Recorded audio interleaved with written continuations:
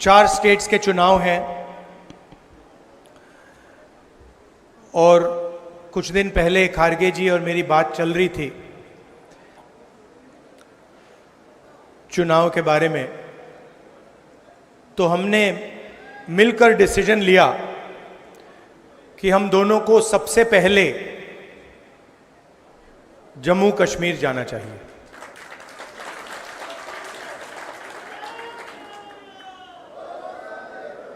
चुनाव के कारण, सिर्फ चुनाव के कारण नहीं, मगर क्योंकि हम जम्मू कश्मीर के लोगों को और देश के लोगों को एक मैसेज देना चाहते हैं।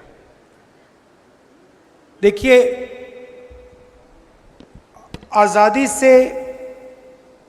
आजादी के बाद पहली बार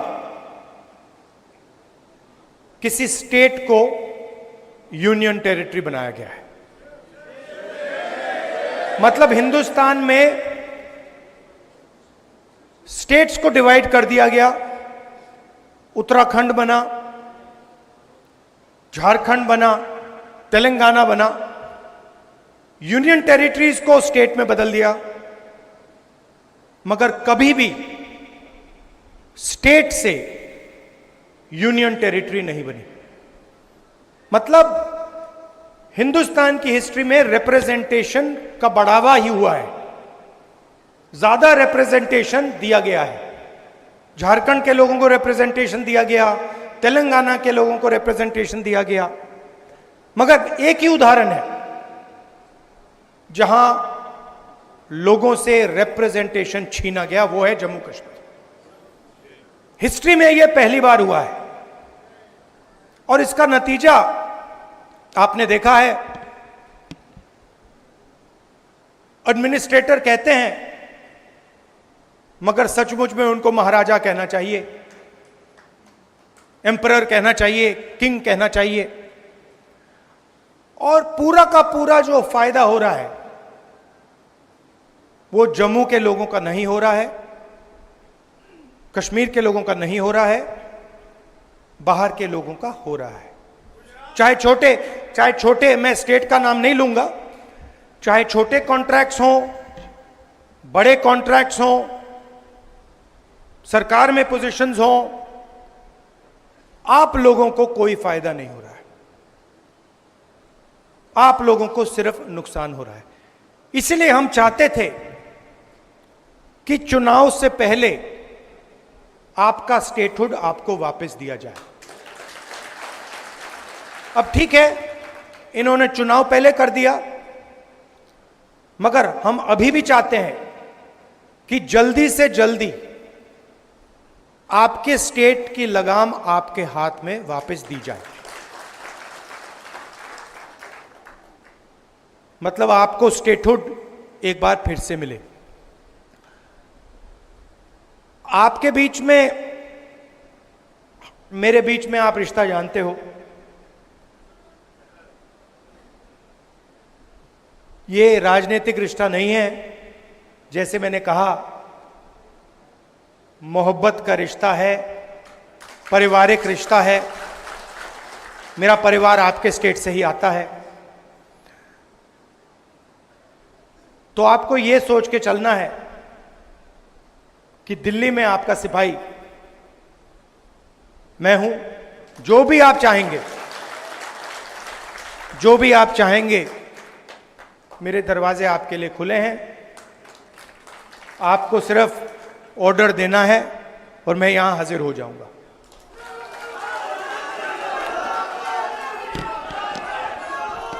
देखिए, शायद रमन भल्ला जी ने कहा, ठहर जाइए मैडम, खत्म करने दीजिए। अभी नहीं मैडम, बाद में कर लेना, डिस्टर्ब मत कीजिए। रमन भल्ला जी ने कहा, उन्होंने कहा कि देखिए, मैं कांग्रेस पार्टी का सिपाही हूं। रमन भल्ला जी, आप सिपाही नहीं हैं, आप कांग्रेस पार्टी के जनरल हैं। और आप जैसे अलग अलग जनरल खड़े हुए हैं यहां पे। सिपाही तो ये है, कार्यकर्ता। और मैं चाहता हूं कि जनरल की भी रिस्पेक्ट हो और सिपाही की भी रिस्पेक्ट हो।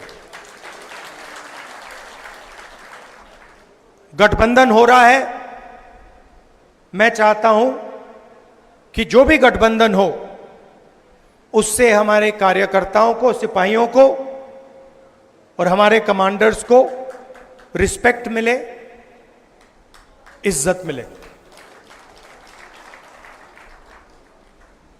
आप लोग हमारे लड़ते हो और यह विचारधारा की लड़ाई है। कांग्रेस पार्टी की विचारधारा और आरएसएस की विचारधारा के बीच में लड़ाई है।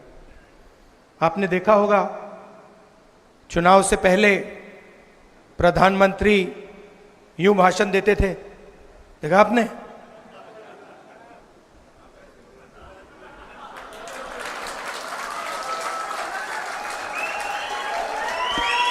मैं आपको बता रहा हूं, आप गलत फहमी में मत हो।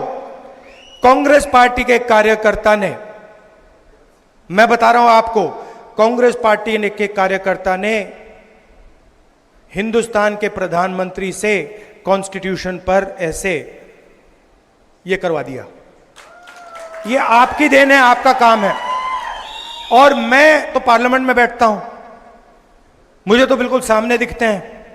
मैं आपको बता रहा हूं कि आपने हिंदुस्तान के प्रधानमंत्री की जो कॉन्फिडेंस थी उसको खत्म कर दिया, उड़ा दिया।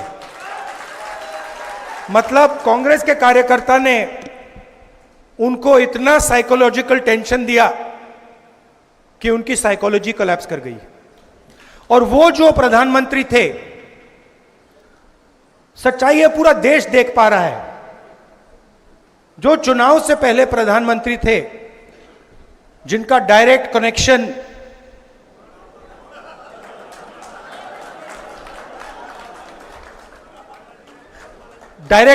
जिनका ऊपर था, वो प्रधानमंत्री नहीं रहे। और ये आप लोगों का काम है। क्यों?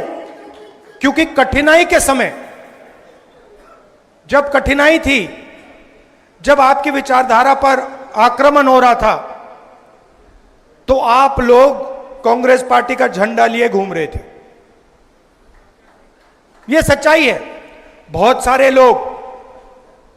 बहुत सारे लोग झंडा फेंक कर भाग गए। आप नहीं गए, आप खड़े रहे। आपने लाठी खाई, गोली खाई, गाली खाई, मगर आप 1 इंच पीछे नहीं हटे। इसलिए मैं आपको कांग्रेस पार्टी के बब्बर शेर कहता हूं। और मैं चाहता हूं कि ठीक है, चुनाव में टिकट बांटे जाते हैं, बड़े बड़े नेताओं को टिकट बांटे जाते हैं, मगर मैं ये भी चाहता हूं कि हमारे कार्यकर्ताओं को भी एमएलए बनने का मौका मिले। तो कर्रा साहब, वेणुगोपाल जी, मीर साहब, मैं आपसे कहना चाहता हूं कि मैं उदाहरण देखना चाहता हूं जहां जमीनी कार्यकर्ताओं को एमएलए का टिकट दिया गया और वो विधानसभा तक पहुंचा।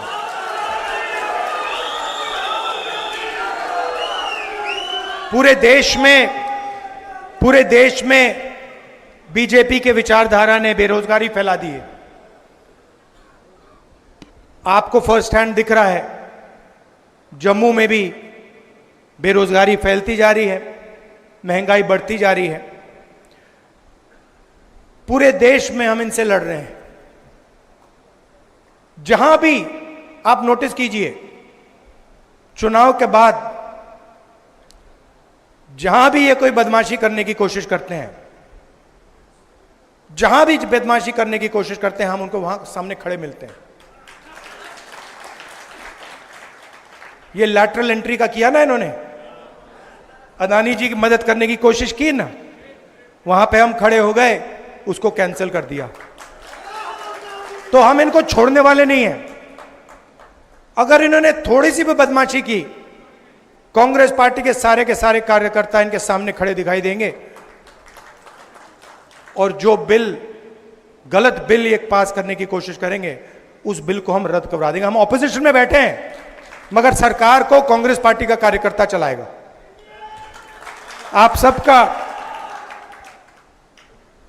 अच्छा देखिए, एक और लड़ाई है,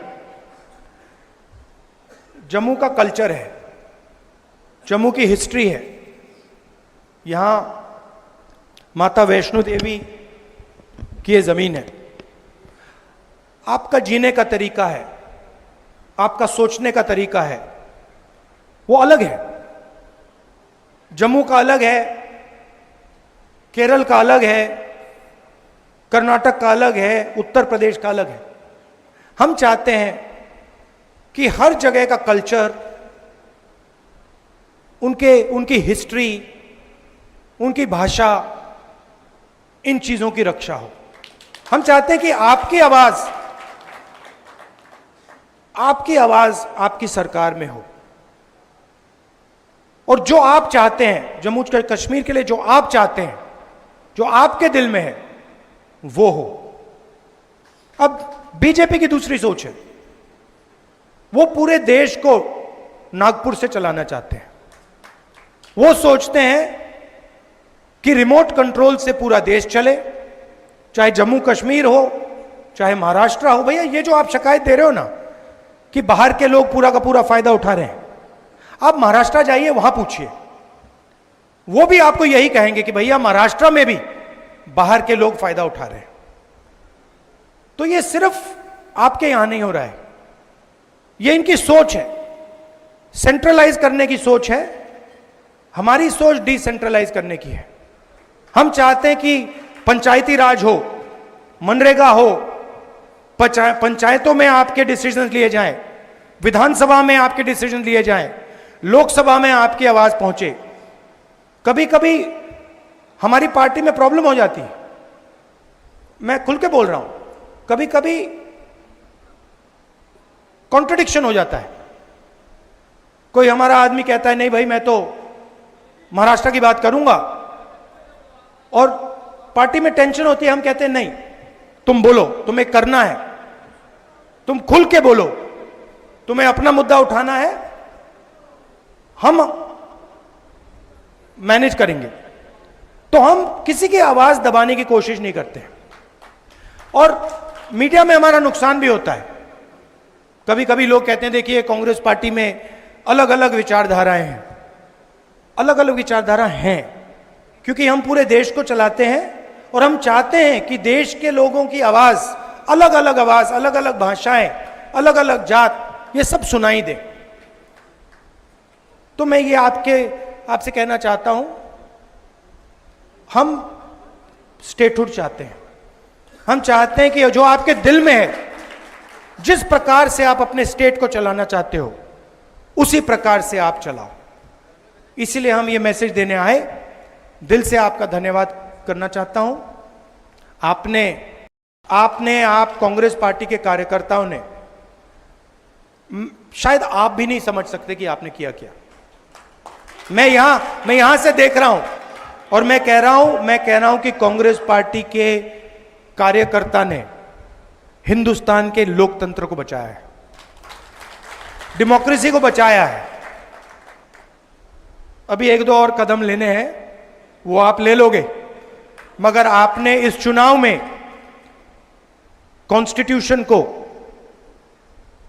और हिंदुस्तान के लोकतंत्र को बचाया है। इसके लिए मैं आप सबको दिल से बधाई देना चाहता हूं।